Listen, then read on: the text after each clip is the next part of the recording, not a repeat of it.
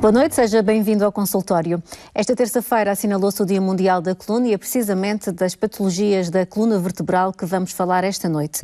As dores nas costas são uma das principais causas de incapacidade física dos portugueses e também um dos principais fatores da abstenção laboral. Para nos ajudar a perceber a dimensão deste problema e de que maneira também podemos preveni-lo, temos em estúdio o ortopedista Marco Diniz, o neurocirurgião Pedro Lima e nos estúdios da RTP no Porto está da Sociedade Portuguesa de Neurocirurgia, o Dr. Paulo Pereira. Muito obrigada aos três por estarem connosco. Contamos também com a sua participação. O telefone é o 291-709-133.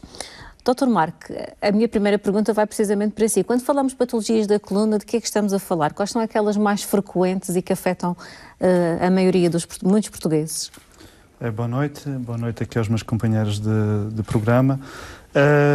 Quando estamos a falar de problemas de coluna, vai desde situações benignas, desde dores simples, até situações graves, desde tumores, fraturas, mas aquilo que mais aflige o cidadão comum e que tem, digamos, o peso que referiu em termos de abstenção laboral e mesmo em termos de incapacidade, são as dores crónicas a nível lombar, cervical, mas principalmente a nível lombar. Quais são as causas principais dessas dores? Começam a aparecer numa idade jovem? Manifestam-se mais tarde? Como é que essa situação vai progredindo até se transformar numa dor crónica? Há muitas causas. Há causas já bem identificadas, há outras que não se consegue, digamos, ter a certeza de qual é a causa subjacente, mas vai desde a infância, por exemplo, na forma como as crianças são educadas, por exemplo, nas mochilas, a colocar as mochilas corretamente, a ter uma boa postura, a terem cuidado com o seu corpo, a praticarem exercício físico, a terem um estilo de vida saudável. E isso, obviamente, é um reflexo muitas vezes também do próprio estilo de vida dos progenitores, dos pais. E pronto, acaba por ser também uma consequência do estilo de vida ocidental, ou seja, a civilização evoluiu de tal forma que hoje em dia há uma preponderância de um estilo de vida sedentário.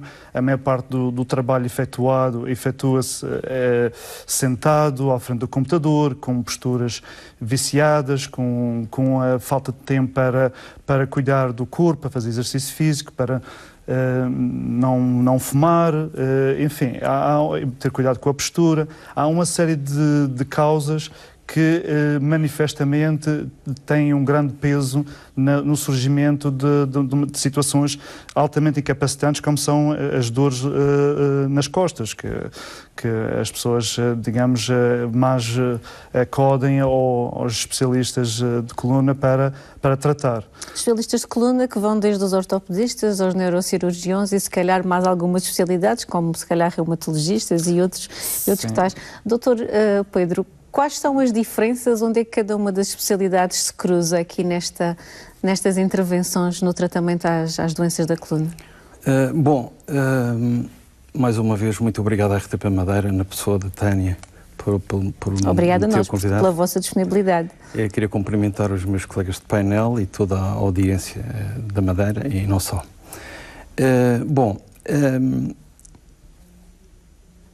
Qualquer especialidade pode desempenhar uma determinada atividade, nomeadamente ortopedistas ou neurocirurgiões, pode operar as colunas, desde que saibam tratar devidamente e que saibam tratar as complicações. Isto é uma velha máxima da medicina. Desde que saiba tratar as complicações, pode-se desempenhar essa atividade.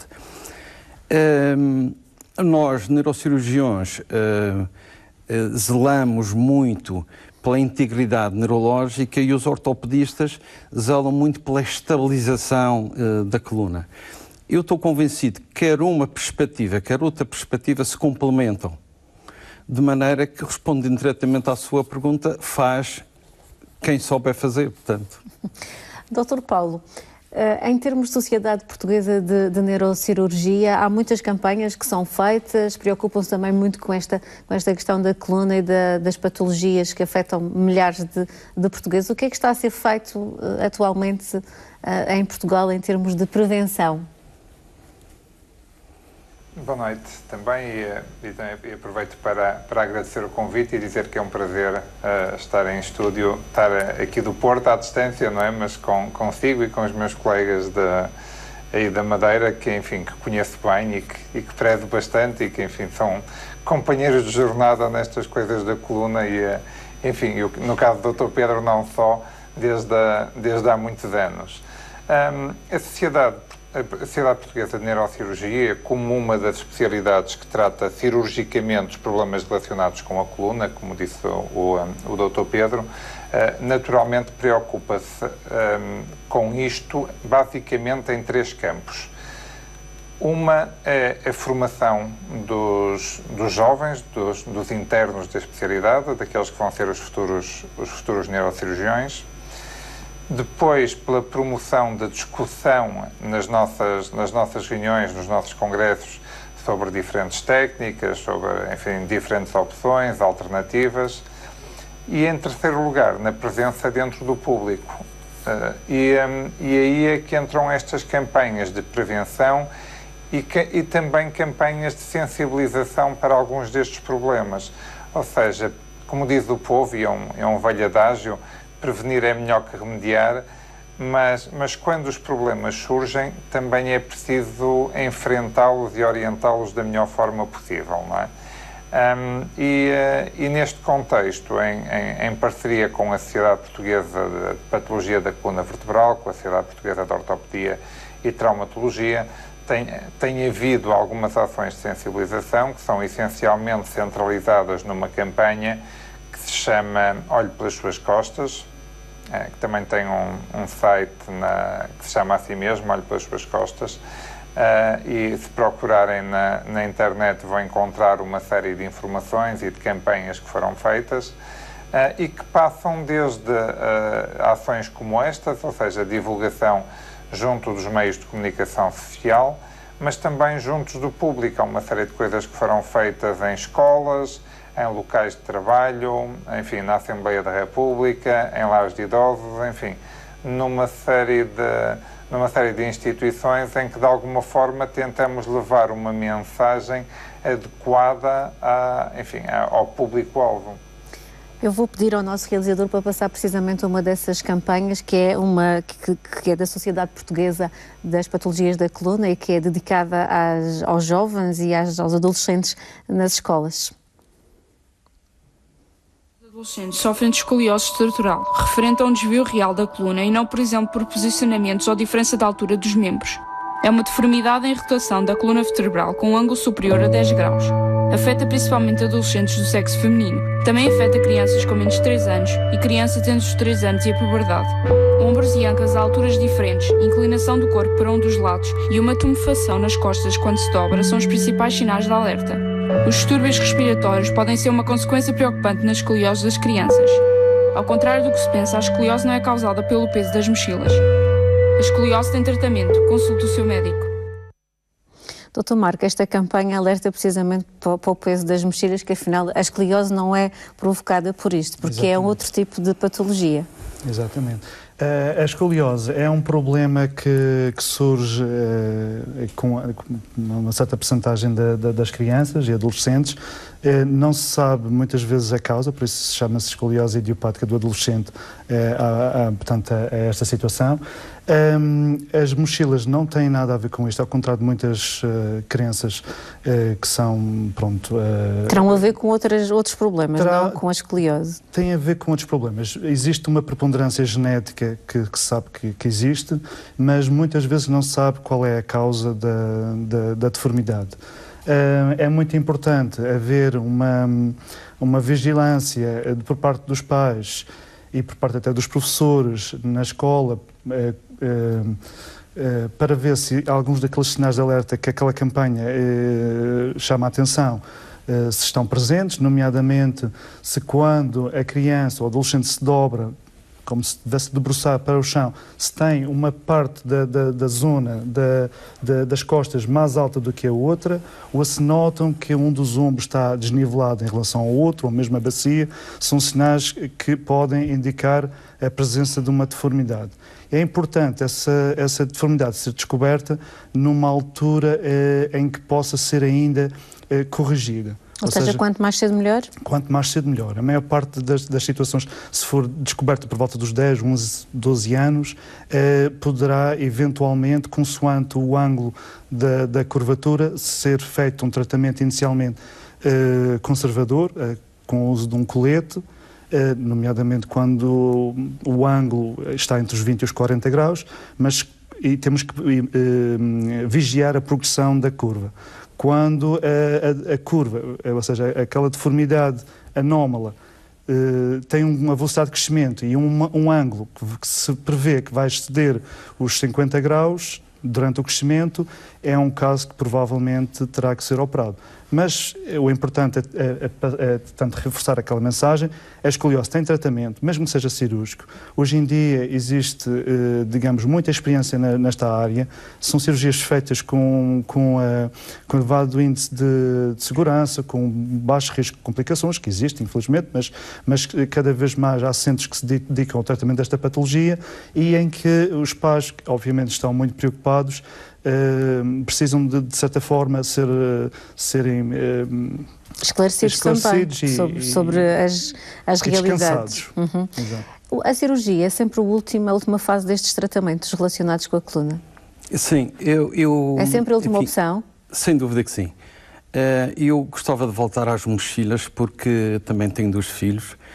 É verdade que não há uma relação direta entre a mochila e a escoliose, mas inevitavelmente o excesso de peso tem consequências. Pode promover a que haja uma descompensação, quer cervical, quer dorso-lombar. Portanto, o facto de não haver uma relação direta com as escolioses não significa que está tudo bem com as mochilhas, porque não, é verdade que não. Não tem diretamente com a escoliose, mas poderá ter com outros problemas no futuro. A Tânia disse que a cirurgia é sempre a última opção. É verdade, realmente o tratamento cirúrgico guardamos sempre como última opção, a não ser que haja na primeira consulta déficits marcados, déficits neurológicos, em que ainda há pouco falava com o Marco Diniz sobre o síndrome da cauda, que promove a incontinência urinária, fecal e falta de força nas pernas, que isso é emergente, tem que ser mesmo operado na mesma altura. Mas pronto, em relação aos tratamentos iniciais, existe a lombalgia, e quando nos surge a lombalgia ou a cervicalgia, temos que, para bem de todos, a maior parte das lombalgias tem tratamento, trata-se numa semana, em semana e meia, e são a maioria delas. Quando a curva da dor está a crescer, é que é mais problemático. Termos ir a fundo de um problema, a lombalgia é simplesmente um sintoma, temos que ir ao fundo e procurar qual é a doença.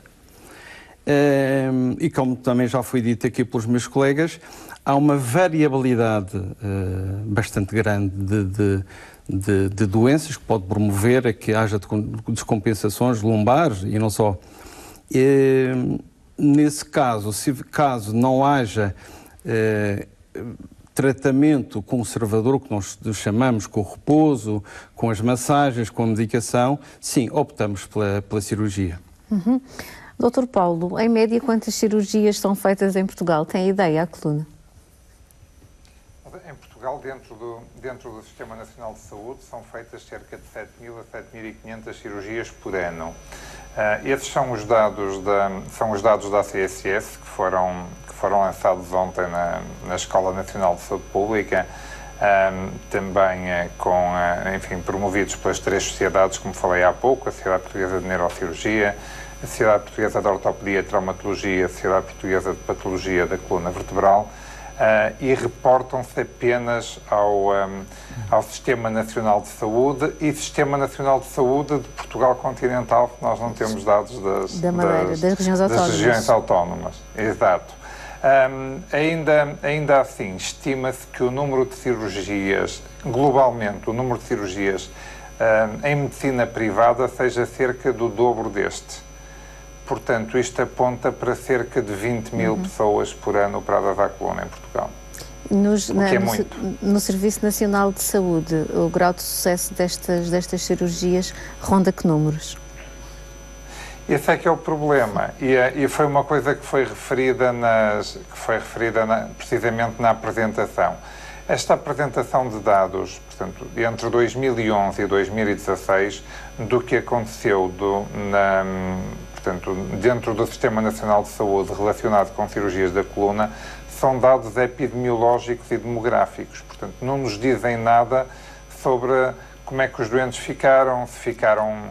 Quer dizer, nós temos, por exemplo, vemos assimetrias regionais muito grandes, mas isso nada nos dizem sobre a qualidade de tratamento, sobre a demora média, sobre o tempo que os doentes esperaram para fazer uma cirurgia, quanto tempo estiveram internados. Ou seja, é preciso nós conhecermos esses dados mais a fundo e é importante conhecermos os dados da medicina privada, não é? Porque a medicina privada é um componente importante dos cuidados de saúde em Portugal. E conhecer esses dados concretos de como é que ficaram esses doentes, de que zonas do país, seria importante também depois para apostar em campanhas, nomeadamente de sensibilização, prevenção, saber exatamente como é que essas pessoas ficaram e que tipo de protocolo de tratamento é que é preciso seguir. Acho que isso é fundamental. Acho que é fundamental, mais uma vez, para perceber qual é a atuação que é necessária em termos de cuidados de saúde, mas também de estruturação dos modos de referenciação, não é? Nós, quando temos assimetrias regionais grandes, por exemplo, do número de doentes que são operados de cada uma das regiões do país, claro que um dos argumentos pode ser os doentes que são operados dentro da medicina privada, não é? Nós não sabemos se as regiões que têm menos taxas de cirurgia significam que grande parte dos doentes foram operados dentro do Sistema Nacional de Saúde, não é? Mas até aí seria importante sabermos se as pessoas foram operadas no sistema privado por uma opção própria, ou porque têm um seguro de saúde, ou porque têm, enfim, a forma de serem operados nesse setor, ou fizeram essa opção, ou se foram por falência do sistema público, não é? E isso é que em termos de políticas de saúde seria importante sabermos, não é? Já ouvi declarações suas a dizer que faltam guidelines em termos de cirurgia da coluna e que são necessários protocolos de orientação e referenciação destes doentes. Mantém, portanto, essa mesma posição, doutor? Isso é muito importante em termos tanto da referenciação dos doentes. Há doentes que são seguidos durante demasiado tempo dentro dos cuidados de saúde primária, quando claramente deveriam ser referenciados para um cirurgião de coluna, não é?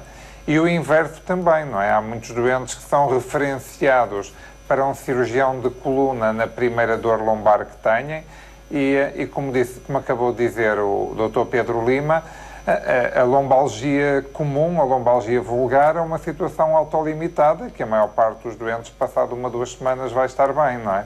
Portanto, estes doentes não faz sentido serem orientados para uma consulta hospitalar de uma especialidade cirúrgica, porque quando lá chegarem já estão bons, como eu costumo dizer, não é? Quer dizer, grande parte eu trabalho num hospital central público cá no Porto, não é? E nós temos uma demora tão grande no acesso à consulta que grande parte dos doentes, quando lá chegam, já nem sabem porque é que vão a essa consulta, não é? Qual é o tempo médio de espera, doutor?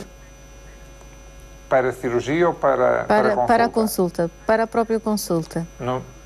No meu serviço, quase 1 ano. É bastante. Doutor Pedro Lima, são estes números semelhantes aqui? Portanto, isto são aspectos que são transversais em todos os hospitais. Naturalmente que uns beneficiam de maior número de colegas, de mais tempos operatórios, uns do que os outros. Nós, especificamente, no meu serviço aqui, temos semanalmente 3 tempos operatórios, 2 manhãs e 1 tarde. E temos 4 neurocirurgiões. Naturalmente que as pessoas perguntam, mas tem uma lista de espera bastante grande. É verdade, em relação às colunas, mas nós temos que dar prioridade às patologias. E, naturalmente, que a prioridade vai para os tumores cerebrais primários, para os secundários, para os tumores da coluna e para a patologia vertebromedular, que fazemos na íntegra dentro do hospital. Portanto, Tânia, a demora média depende de muitos fatores que não têm diretamente a ver com o médico, mas com as condições que se lhe proporciona. Não estou a dizer que somos diferentes dos outros, digo que isto é um problema transversal em todos os hospitais, mas... E tendo em conta que as patologias da coluna afetam milhares e milhares de portugueses, é natural sem dúvida nenhuma. Isto é uma problemática, isto é uma patologia com uma relevância bastante em saúde pública. Isto, para termos uma ideia, a maior parte... Aliás, a lombalgia é a segunda causa de dor que levam que as pessoas abordem o médico. A primeira, a cefaleia, a segunda, as lombalgias.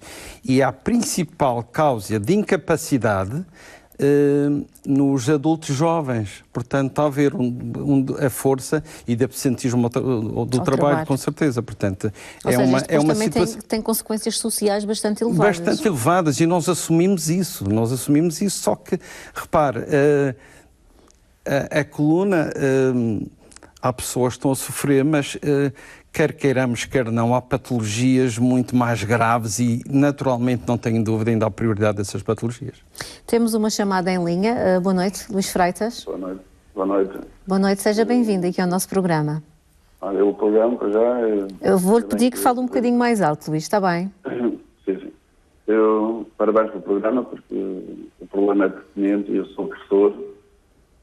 Está-me a ver? Estamos a ouvir. Sim. O meu problema é que eu vejo que tenho alunos de 5º ano e noto que levam muitos livros nas mexidas. E eu, por vezes, quando vou ver as mexidas, estão cheias de cadernos, de livros. E às vezes pego e estão ali 30 quilos, 40 quilos. E não percebo como é que aguentam o dia todo a carregar. Às vezes, e quase estão a tombar. Quase a cair, não sei. Luís, mas Luís é professor, mas eles levam esses livros porque querem ou porque é exigido que os levem? Querem. Às vezes, no mesmo dia, eles têm talvez no máximo umas 6 disciplinas. Cada disciplina pedir um caderno. Para um caderno pode durar 30 gramas, menos, talvez, tendo o caderno, não é? Mas às vezes tem uma capa. Depois cada uma disciplina tem um livro, pode ser fininho. Depois tem um estudo. Depois tem mais algumas coisas que podem precisar, o que às vezes sugiro a eles. Se terem capa, não levam a capa. Levam 3 folhas, ou disciplina daquele dia. Se tiverem livros, possam fazer o seguinte, com colegas. Olha, hoje eu levo o livro, amanhã tu levas. Podes trocar. Nós temos uma coisa boa na escola, que são esquecidos.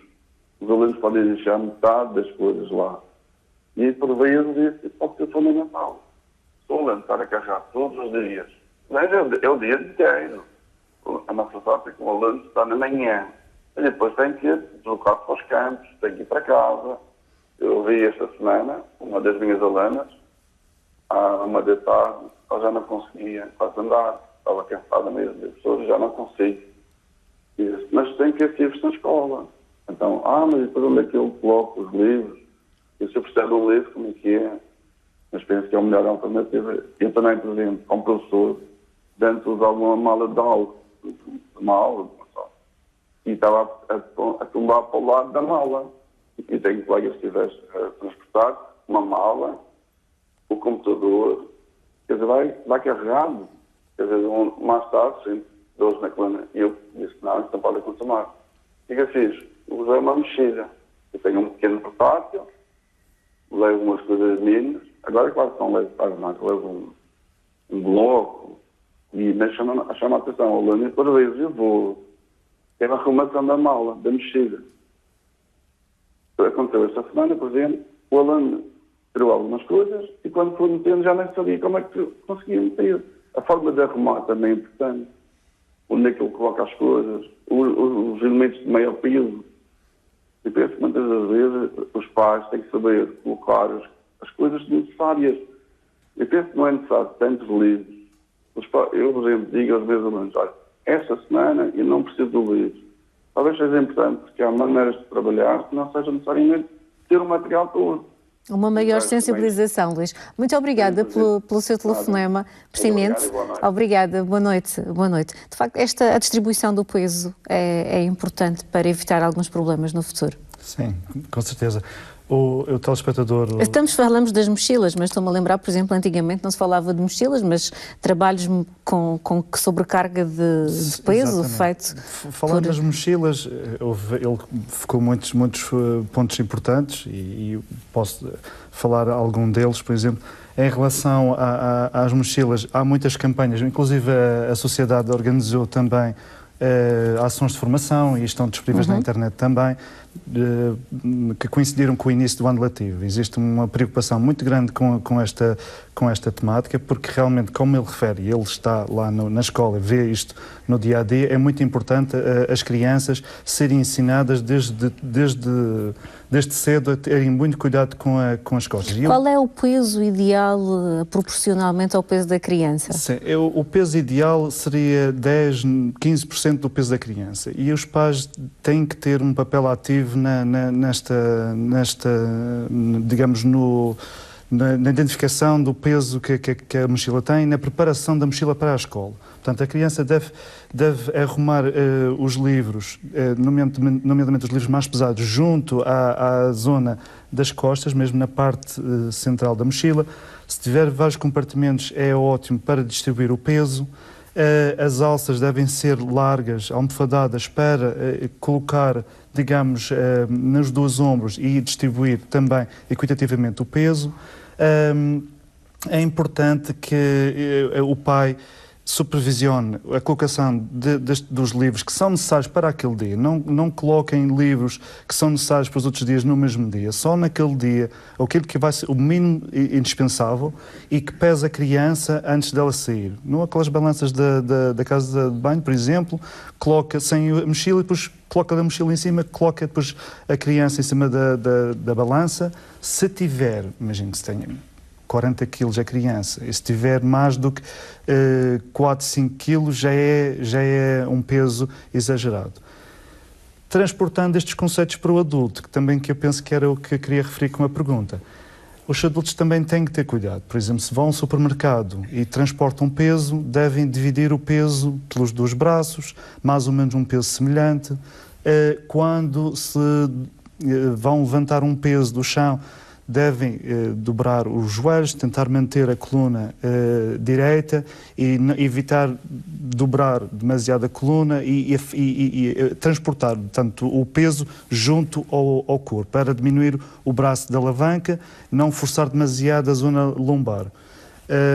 E é importante realmente que os adultos também deem um exemplo para as crianças, ou seja, se um adulto tiver cuidado consigo próprio, também vai transmitir esses valores para as crianças. E é muito importante a prevenção, é por isso que a sociedade tem feito este enorme esforço de ir ao encontro da sociedade, nas escolas, nos meios de comunicação social, porque o peso da patologia de coluna,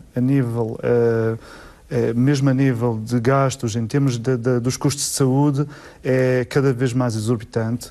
É uma grande fatia, tanto pelos custos do tratamento, como também pelo custo da incapacidade que daí advém, dos dias de absentismo laboral, como já foi referido pelo Dr. Pedro Lima, pela incapacidade, pela invalidez precoce, e assiste-se cada vez mais a que isto começa a surgir na idade produtiva. A partir dos 25, 30 anos, até aos 50 é a faixa principal em que estes problemas começam a surgir, e é uma faixa produtiva da sociedade que é afetada obviamente com consequências para todo o tecido social. Doutor Pedro, estas doenças são de facto uma das causas, uma das doenças que mais anos de qualidade tiram aos portugueses? Sem dúvida nenhuma.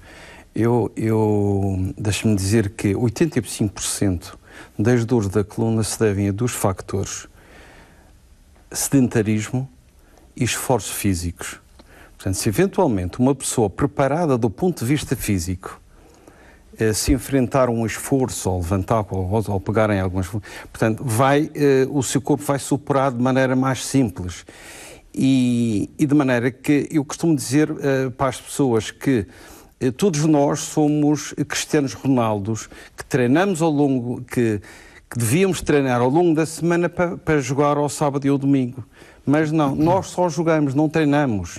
Ele treina para fazer o desempenho no jogo ao fim de semana. Portanto, a preparação física e o cuidado que devemos ter connosco, costuma-se dizer que somos aquilo que comemos. Não, somos aquilo que comemos e o que fazemos do ponto de vista físico. Portanto, devemos adaptar o nosso corpo para o stress do dia-a-dia. Nós somos cirurgiões e passamos horas a operar.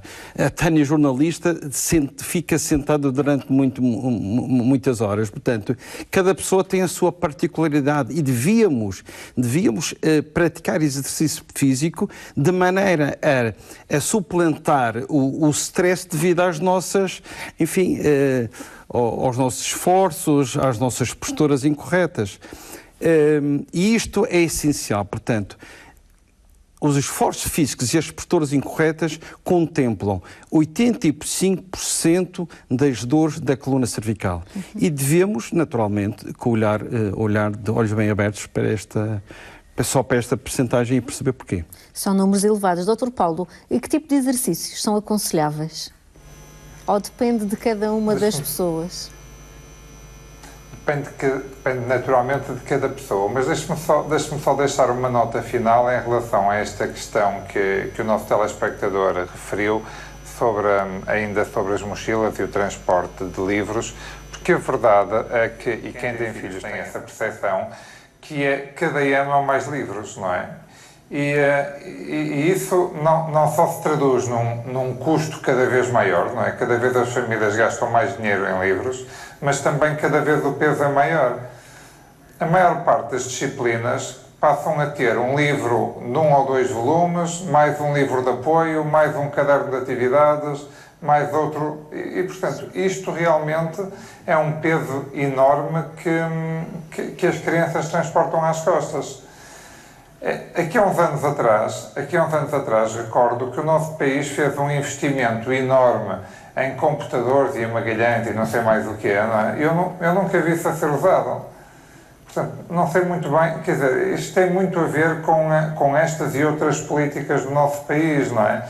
Que decidem-se coisas que aparentemente vão ter consequências úteis, mas na prática acabam por serem consequentes e as realidades não são tão diferentes como isto. O ter cacifros na escola é sem dúvida muito importante, mas grande parte das vezes depois os miúdos se têm que levar os livros para casa porque têm dos trabalhos de casa 2 exercícios do livro principal, mais 3 do livro de atividade, mais outro de não sei o quê. Enfim, lá vai um bocadinho a vantagem dessa. Era só deixar um testemunho final sobre esta questão e antes de responder à sua pergunta. Naturalmente que o desporto e o exercício são coisas importantes, mas são coisas diferentes. Hoje em dia está muito na moda o desporto e, como disse o Dr. Pedro Lima, o desporto implica uma preparação. Hoje acho que é muito mais frequente as pessoas fazerem exercício físico do que aqui há uns anos atrás e estas campanhas de sensibilização e divulgação têm trazido isso de bom. Ainda assim, nós não podemos chegar até aos 50 anos sem nunca ter feito exercício e agora de repente começamos a correr 3 vezes por semana e 3 meses depois ou 6 meses depois queremos fazer uma maratona, não é? Como disse o Dr. Pedro Lima, enfim, nós não somos Cristianos Ronaldos e ele trabalha muito para poder fazer aquilo ao fim de semana. Portanto, não é chegar às pessoas e dizerem que agora vão para o ginásio não sei quantas vezes por semana e levantam 50 quilos com isso e mais não sei quantos quilos com as pernas, que isso vá ser útil e até que seja útil. É muito mais provável este tipo de esforço desadequado e não controlado fazer mal e provocar lesões do que propriamente ser útil. Portanto, em resumo, o desporto sim, e exercício sim, mas tem que ser orientado, tem que ser supervisionado e adaptado à idade do doente, à constituição física que têm e às doenças, às patologias que os doentes têm. Porque é muito diferente uma pessoa ir fazer exercício e que é uma pessoa saudável e até musculada e que sempre fez exercício toda a vida e parou uns anos e volta e quer agora retomar. Enfim, esta pessoa vai ter uma capacidade de fazer exercícios muito diferente de quem tenha, enfim, 60 ou 70 anos, nunca fez exercício na vida, tem um aperto importante na coluna lombar e, enfim, estes doentes não podem ser usados para eles, não podemos olhar para eles da mesma forma. Portanto, nós não podemos passar a mensagem e dizer só vá para o ginásio, vá fazer desporto, vá fazer exercício. Mas fazer atividade física, sim? Não, atividade física, sim. Agora, assim, andar a pé é uma boa atividade física, nadar é uma boa atividade física, mas, por exemplo, nadar é uma boa atividade para quem sabe nadar e para quem tem técnica. Quando nós vemos as pessoas nas piscinas a nadar com o pescoço completamente em extensão e fora d'água, porque não conseguem estar com o pescoço alinhado com a cabeça, com o tronco, não é? É muito pior do que se calhar estar quieto e muitas vezes vão chegar ao final do dia pior do que estavam antes, não é? Portanto, a atividade física tem que ser adaptada, às capacidades de cada pessoa, à sua idade e às suas comorbilidades, não é? Também é muito diferente o tipo de exercício que uma pessoa que tem uma patologia cardíaca, ou uma patologia pulmonar, ou outra coisa qualquer, não podemos dizer para ir correr e saltar como se tivesse 40 anos e fosse saudável, não é? Temos outra chamada em linha. Pedro Silva, boa noite. Sim, boa noite. Olá, bem-vindo. Muito obrigado por me deixarem participar e queria dar os parabéns naturalmente pelo programa e pelo tema que está a ser desenvolvido hoje. A minha questão, vou ter que puxar um bocadinho mais atrás, peço desculpa, e vou aproveitar também a fantástica intervenção agora do Dr. Paulo Pereira e de quem está aí relativamente à parte digamos, preventiva do exercício para este tipo de patologias, mas eu queria voltar um bocadinho atrás quando o Dr. Pedro Lima também falou, e o Dr. Marco Diniz, em relação às escoliose e às lombalgias, não é? E diferenciar, não sei, relativamente à lombalgia e lombocetalgia, porque penso que em relação às lombalgias, o que acontece muitas vezes também e tem a ver com essa prática de exercício físico ou a não prática de exercício físico de forma adequada e entramos em processo relativamente à avaliação física, digamos assim, da própria pessoa. E a minha questão é relativamente a esta parte da lombalgia, é se também consideram que o exercício faz parte desse trabalho ou tratamento conservador, quando referiram que o repouso e as massagens e o trabalho mais ligado à fisiatria, também faz parte, naturalmente. Se o exercício pode e deve ser, o exercício clínico, o exercício terapêutico, pode e deve ser, digamos assim, algo que venha ajudar a que essas lombalgias não permaneçam ou, neste caso, desapareçam. Porque muitas vezes também, penso que, e das coisas que cada vez mais estudos saem relativamente a esse nível, o próprio até calçado influencia claramente no aparecimento dessas lombalgias.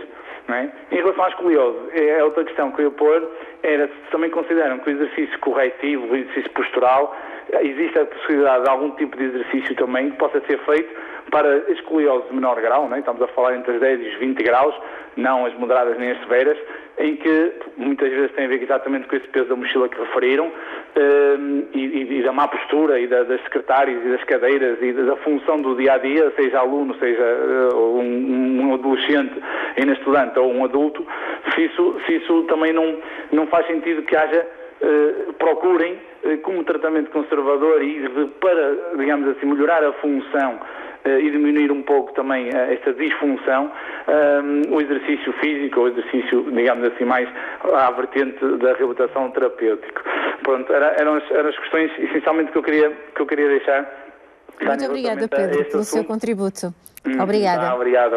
Obrigada. Vamos deixar aqui qual dos dois quer responder primeiro. Deixo a palavra em aberto para todos poderem, de facto, responder aqui a este nosso espectador sobre o exercício e as lombalgias e também a escoliose. Exatamente. Em relação à escoliose, é óbvio que o papel da fisiatria e da parte da correção postural é muito importante nos graus mais ligeiros de escoliose. E é esse o tratamento que é feito.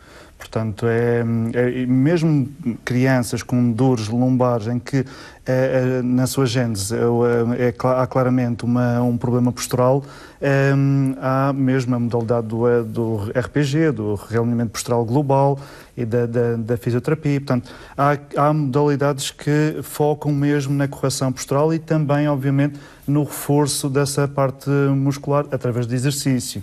E nesse aspecto, principalmente nas crianças, a natação é muito importante. É um exercício que eu aconselho vivamente a que os pais coloquem os filhos na natação para adquirirem a técnica correta, para adquirirem, digamos, um colete muscular que lhes permita suportar mais, às vezes mesmo que incorram em posturas menos corretas, pelo menos estão mais preparados para isso. É óbvio que essa situação é aconselhável. Isto também vem também ao caso também o tratamento das patologias da coluna é um tratamento eminentemente conservador, ou seja, a cirurgia é sempre o último recurso e, obviamente, as situações que o Dr. Pedro Lima já referiu, de emergência e, obviamente, de indicação clara, essas, obviamente, que são logo dirigidas para o cirurgião. Mas a maior parte do tratamento envolve uma equipa multidisciplinar, envolvendo outros colegas, desde a parte da fisiatria, da fisioterapia, da reumatologia, até da psicologia, porque está cada vez mais provado que a parte da dor lombar é altamente influenciada pela parte do estado psicológico das pessoas, muito associado também à depressão. Há uma tendência para haver contraturas musculares, em que há, digamos, uma tendência para não haver uma tonicidade ideal, e aí o exercício é importante para oxigenar a parte muscular, para preparar os músculos agonistas e antagonistas da coluna. Ou seja, é muito importante a parte do reforço muscular e portanto, com exercício, como na parte da dor lombar em geral. Doutor, quer responder a este nosso espectador também? Sim, com certeza. Para além do que o meu colega, o Dr. Marco Diniz, acabou de fazer referência, eu gostava de dar aqui uma pequena aula de anatomia, porque a coluna é composta por elementos ósseos, músculo, tecido nervoso no interior, as articulações e os ligamentos. Ora bem, cada um tem o seu papel fundamental. O osso é o escravo, é o de suporte, é de proteção. As articulações orientam o movimento da coluna, o músculo incute esse movimento e os ligamentos limitam. Ora bem, se eventualmente respondendo em parte à pergunta do Pedro, do telespectador, se eventualmente a criança efetuar natação, nomeadamente natação de costas, vai fortalecer o músculo e oxigená-lo, com certeza, e reduzir ou fortalecendo o músculo, vai incutir maior resistência ao agravamento da escoliose.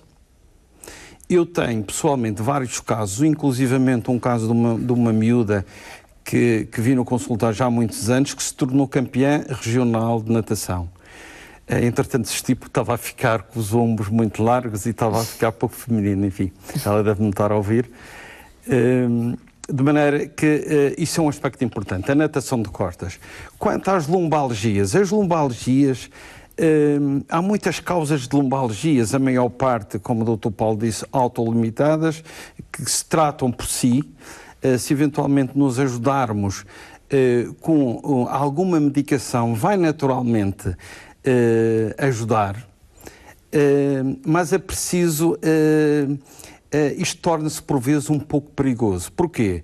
Porque as pessoas podem ter subjacente à lombalgia, não esqueçamos que a lombalgia é um sintoma e subjacente à lombalgia é uma doença. Se eventualmente os doentes, tomando qualquer medicamento, ou um anti-inflamatório, ou um relaxante muscular, ficarem bem da lombalgia, podem deixar de consultar o médico, o que não deve ser. Porque subjacente, como eu disse, pode estar outra razão mais séria, pode estar uma doença inflamatória, pode estar uma situação muito mais complexa. Portanto, aquilo que eu aconselho sim, façam as medicações e marquem novamente avaliações para, enfim, para conversarmos e para nos inteirarmos devidamente da situação em causa. Dr. Paulo, não sei se quer acrescentar aqui dar uma chega aqui a este nosso espectador que ligou com estas duas questões. Eu estava-me a lembrar, por exemplo, do Pilates, que está muito em voga e que muito se fala para as questões posturais. Certo, com certeza, e acho que é importante distinguir aqui duas situações, que é o exercício ou a reabilitação num contexto de tratamento conservador de uma doença da coluna, do exercício de pessoas, digamos assim, saudáveis, que não tenham patologia nenhuma major da coluna, ou que o façam essencialmente num contexto preventivo, ou então daquelas que começam a ter dores autolimitadas e, enfim, que começam a sentir alguma incapacidade relacionada com isto. Ou seja, isto são dois grupos profissionais completamente diferentes. Quando nós temos pessoas, digamos assim, saudáveis, que começam a ter as suas dores lombares e que são tipicamente pessoas mais sedentárias, de meia idade, em que estas dores lombares, de uma maneira geral, não são incapacitantes, mas são recorrentes, embora uma vez ou outra, às vezes até são bastante intensas, e que não tenham patologia nenhuma major da coluna vertebral, são doentes em que é muito útil fazerem exercício acompanhado por um preparador físico, por um PT, que façam fazer pilates, fazer RPG, como falou o Dr. Mark, fazer natação, ou seja, isto é exercício que lhes vai fazer bem. Quando nós temos doentes com patologia específica da coluna, que têm hérnias, que têm apertos do canal cervical ou do canal lombar, ou enfim, ou têm outras patologias, são doentes em que o exercício tem que ser um componente do programa de reabilitação. E roubando aqui uma das frases ao Dr. Pedro Lima do início do programa, quando ele dizia que deve operar quem sabe ou deve operar quem está preparado para o fazer, também deve fazer tratamento conservador quem está preparado para o fazer, que no caso das especialidades médicas é a medicina física e a reabilitação ou a fisiatria, não é? Ou seja, doentes que precisam de fazer exercício integrado num programa de reabilitação são doentes que devem ser referenciados para o médico fisiatra, que depois orientará o programa de reabilitação, que incluirá exercício e que incluirá outras modalidades. Agora, isto também é uma mensagem que fica aqui, que é, muitas vezes os programas de reabilitação ficam só no resto, não é? Ficam só nas modalidades passivas. Há doentes que dizem, já fiz fisioterapia para aí meia dúzia de vezes e cada vez que ia lá fazia uns calorzinhos, umas massagens, ia lá uma menina a fazer uma massagem, ficava um bocadinho melhor e tal, mas depois quando ia embora ficava tudo na mesma, não é? E, portanto, precisamente por causa da aula de anatomia do Dr. Pedro, não é? É que estas modalidades passivas não tratam o problema de base e não reforçam o colete muscular de que falava o Dr. Mark, não é? Portanto, quando nós começamos a ter dores por falência deste sistema de suporte, que é este sistema muscular e ligamentar, qualquer estratégia de melhoria da dor tem obrigatoriamente que incluir um componente de reforço destas estruturas. E temos falado pouco da componente farmacológica no tratamento destas patologias, mas ela existe, ou nem por isso? Claro que sim.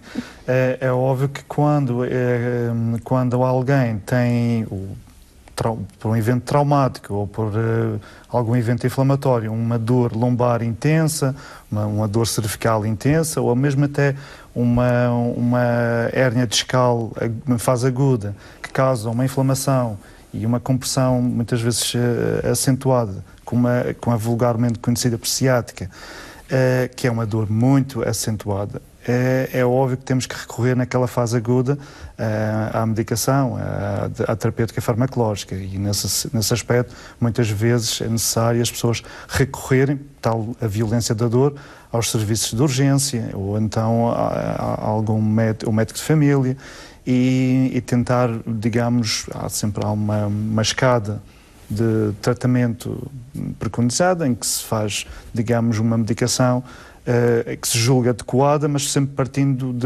de medicação, digamos, à base de um anti-inflamatório, um antipirético, um analgésico tipo paracetamol, um anti-inflamatório, eventualmente recorrer a um opioide fraco, e isso aí, portanto, é essencial para tentar controlar a fase aguda.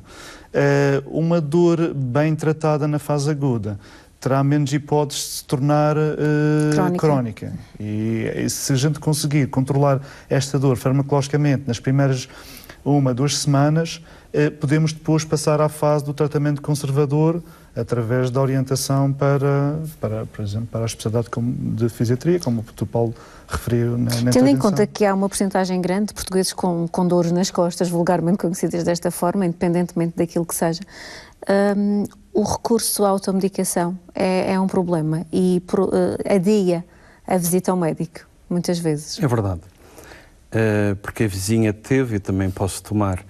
E o analgésico resolve, o anti-inflamatório resolve. Exatamente, mas curiosamente as pessoas não deixam de consultar o médico especialista nessas circunstâncias.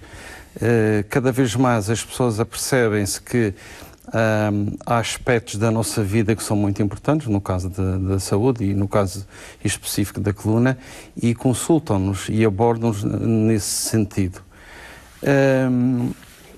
Eu respondendo também à pergunta que efetuou ao meu colega, pois na fase aguda também é muito importante o repouso. O repouso não como pensávamos aqui há uns tempos atrás, que era efetuar repouso sucessivo, 2 semanas de repouso. Hoje em dia as coisas já não são bem assim. Efetuar repouso sim, mas mobilizar sempre que a dor nos permitir, fazer levante, fazer a marcha, e com o intuito do doente ser integrado no seu trabalho o mais precocemente possível.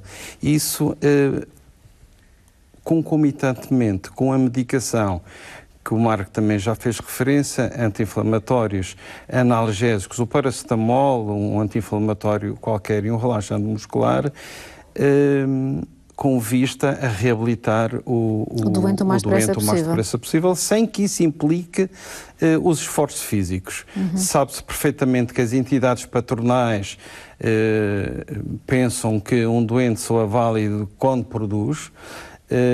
Eu não tenho, naturalmente, esse tipo de pensamento, e estou-me a lembrar, nomeadamente, da hotelaria, em que as pessoas carregam pesos, são muitas vezes submetidas a esforços bastante grandes e fazem parte de um leque bastante variado da minha consulta, empregados da construção civil, portanto, sujeitos a stresses do ponto de vista físico bastante grandes.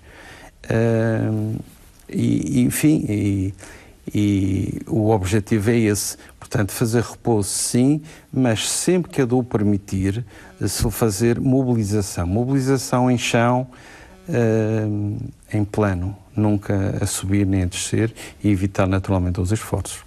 Penso que temos outra chamada em linha, Conceição Santos, boa noite. Muito boa noite. Olá, seja bem-vinda. Obrigada. Boa noite a todos, principalmente ao Dr. Pedro Lima.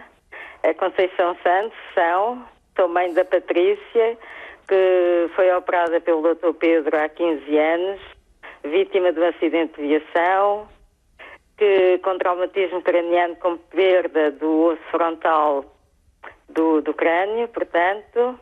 O doutor, de facto, numa situação de stress, até porque eram 2 filhas, mas coube-lhe a ele só uma, que foi do traumatismo craniano, fez uma cirurgia, como é que eu hei de dizer, esteve sempre com uma atitude muito positiva, sempre a informar-me de tudo o que estava a fazer, do que iria fazer, do que tinha feito.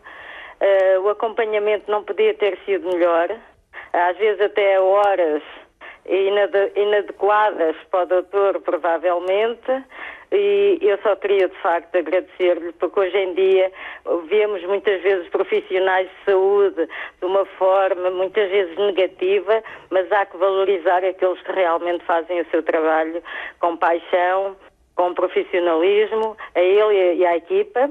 Ele sabe bem quem foram, mas de facto eu e a minha filha, a Patrícia, temos uma grande dívida ao Dr. Pedro Lima, porque de facto foi um médico com um M grande, um homem com H grande, foi um excelente profissional de saúde. Ela hoje tem 23 anos, vai fazer 24, e está perfeitamente normal, sem sequelas, teve alguns lapsos de memória, de facto, com alguma amnésia que nunca foi recuperada, mas o Dr. Pedro, de facto, foi um anjinho que nos caiu do céu, sem dúvida, naquele dia fatídico. Obrigada, Conceição. Obrigada. Muito obrigada por este seu testemunho. Esta senhora fala aqui de uma situação que não tem a ver propriamente com a coluna, mas teve a sua intervenção. Mas, de facto, os acidentes de viação também levam-lhe, com certeza, muitos doentes. E são um flagelo. Isso é a nossa função de médicos. Somos eternamente missionários e não é só, naturalmente, o valor pecuniário pelas coisas, mas também este tipo de manifestação, não só a mim, mas a todos nós. A todos os profissionais de saúde extensiva. Mas, de facto, os acidentes de viação são grandes causadores de problemas da coluna. Sem dúvida. Sem dúvida. E são um flagelo em Portugal. É verdade. O meu serviço, o Serviço de Neurocirurgia, é o responsável, naturalmente, por toda a traumatologia crânioencefálica, obviamente, e vertebromedular.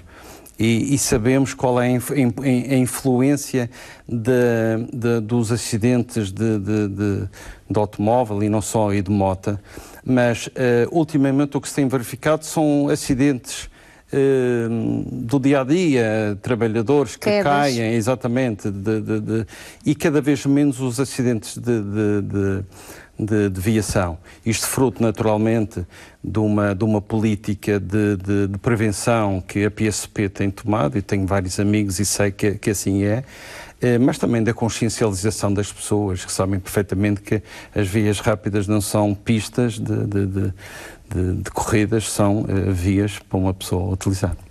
E aí no continente, doutor, os acidentes de viação levam muitos doentes, com certeza, aos vossos serviços. São a principal causa de traumatismos vertebromedulares em todo o mundo dito civilizado, não é? E realmente, quer dizer, tanto os acidentes de automóvel, os acidentes como os acidentes de motorizada, são de facto um flagelo que não vemos grande mudança ao longo dos tempos, não é? Ao contrário da traumatologia crânioencefálica, a traumatologia crânioencefálica melhorou bastante, baixou muito em relação à altura em que eu comecei a fazer neurocirurgia, e aí funcionaram muito os capacetes, nas motorizadas, não é? os cintos e o controle da utilização dos cintos automóveis. Isso fez uma diferença brutal da incidência na gravidade dos traumatismos cranioencefálicos, mas na parte vertebromedular, enfim, as coisas são menos claras, não é? E depois, todos os anos, no verão, principalmente, há os acidentes de mergulho, não é? Os mergulhos em locais de baixa profundidade ou que as pessoas não conhecem e têm obstáculos em baixo e pronto, não é? Todos os anos vemos. Isto são tipicamente miúdos novos, não é? São tipicamente adolescentes, adultos jovens, que muitas vezes vão ficar numa cadeira de rodas para o resto da vida. E, enfim, é outro dos grupos, das populações-alvo que habitualmente no início do verão tentamos chamar a atenção nestas campanhas para tentar que estas coisas acontecem muito, não é? Menos. Pode ser que, enfim, esperemos que a água mole em pedra dura tanto dê até que for, não é? E que isso possa contribuir para reduzir esta situação. Gostava, se me der licença, só de voltar um bocadinho atrás àquela questão da medicação que perguntou há pouco, só para deixar duas notas breves. Uma que tem a ver com a questão do timing. Há aqui uma janela de oportunidade muito importante e quanto mais cedo é o tratamento, mais rápida vai ser a melhoria e mais rapidamente as pessoas vão recuperar da sua dor. Quando a dor começa a durar mais do que 3 meses, que é mais ou menos a altura da cronificação, começa a passar de uma situação habitualmente benigna e autolimitada a uma doença complicada que vai ser muito difícil de tratar. E, portanto, esta é a primeira mensagem. Quando começamos a ter dor, pelo menos que seja significativa ou que dure mais do que uns dias, é importante procurar ajuda médica. E a segunda mensagem tem a ver com os próprios medicamentos, não é? Porque, assim, o medicamento é um mal necessário. Eles são muito úteis nesta fase aguda, mas a partir do momento em que nós não conseguimos recuperar a função e reduzir a dor nesta fase aguda, cada vez vai ser necessário usar fármacos mais potentes e fármacos com mais consequências para a saúde pública e para a saúde do próprio doente, não é? Os Estados Unidos, por exemplo, têm um problema gravíssimo de saúde pública com os opioides, porque têm milhões de pessoas viciadas em opioides, grande parte deles para tratar dores de coluna, que se fossem intervencionados numa fase precoce, seriam tratados muito mais completamente, muitas vezes são cirurgias, ou com uma cirurgia, grande parte das vezes, relativamente simples. Portanto, as duas mensagens são procurar ajuda precocemente e evitar andar a cronificar o uso de fármacos. Obrigada, doutor. Por este regresso atrás. Será de facto a sua última mensagem, porque estamos praticamente no final do programa e eu peço que também tenham... Concordo em absoluto com o meu amigo o Paulo Pereira e ainda há dias estive a ler em relação à utilização dos opioides nas dores crónicas. O que é uma dor crónica? Uma dor crónica é uma dor aguda misturada com problemas emocionais do próprio doente. Isto é a dor crónica. Se eventualmente vamos utilizar opioides neste tipo de doentes, mais facilmente ele deverá aderir e será naturalmente um viciado. Portanto, dependente da medicação. Um dependente da medicação. É um problema também, doutor? Considera que sim? Sim, como o Dr. Paulo Pereira referiu, realmente nos Estados Unidos está-se a assistir a uma epidemia das consequências do efeito da sobremedicação com opioides e é por isso que eu referi para começar com um opioide fraco, não entrar logo na medicação mais potente, justamente para tentar também... São medicamentos que também têm umas regras um bocadinho diferentes depois na aquisição nas farmácias, correto? Sim, são muito mais... são de uso controlado, exatamente. Ou seja, tem digamos, regras muito rígidas em termos da prescrição e em termos da dispensa na farmácia. Não são, digamos, administradas exatamente de para prevenir digamos, a criação da dependência. Exatamente. Eu agradeço a ambos por terem estado aqui connosco hoje no programa. Agradeço também a si, Dr. Paulo, pela sua disponibilidade para estarem nos estúdios da RTP no Porto. Quanto a si, vemo-nos daqui a 15 dias, outro programa, outro tema. Tenha uma boa noite e cuide da sua saúde.